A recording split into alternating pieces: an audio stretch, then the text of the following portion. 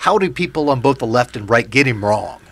On the left, to which today are called liberals, they're actually advocates of heavy government intervention in the economy. And they interpret Hamilton as their supporter.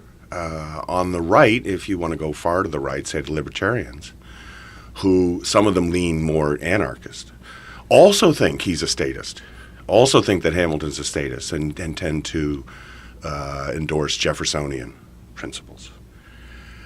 I use liberal in the classical sense, in the Lockean, Montesquieuian sense, that liberal meaning pro-liberty. And in classical liberalism, the term itself was required to distinguish from modern liberalism. We had to go back and say, well, no, they were classical liberals. And they actually wanted constitutionally limited government. They actually wanted a free economy. That's Hamilton.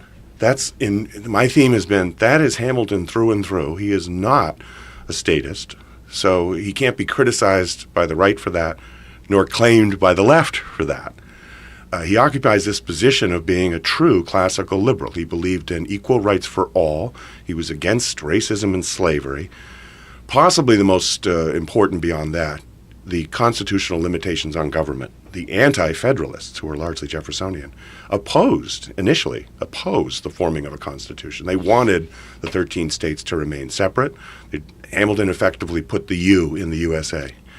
So he's he's for constitutionally limited government as well. And lastly, I also talk about political economy and foreign policy. In political economy, he's pro-capitalist in the following sense. He believes all sectors of the economy are productive, not just agriculture, but also manufacturing and finance and trade, whereas the Jeffersonians, literally adopting what was amounted to physiocracy from France, believed only agriculture was productive. They said even that only virtuous, which by implication meant all the other sectors were in some ways parasitical. So the whole class warfare that we see today between Main Street and Wall Street and real workers versus these paper shufflers is totally a Jeffersonian type distinction. And lastly, we can talk about it, but foreign policy, he's a realist.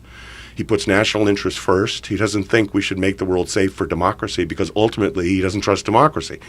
He doesn't trust unlimited majority rule. He thinks it can become tyranny, whereas the Jeffersonians are largely for unlimited majority rule.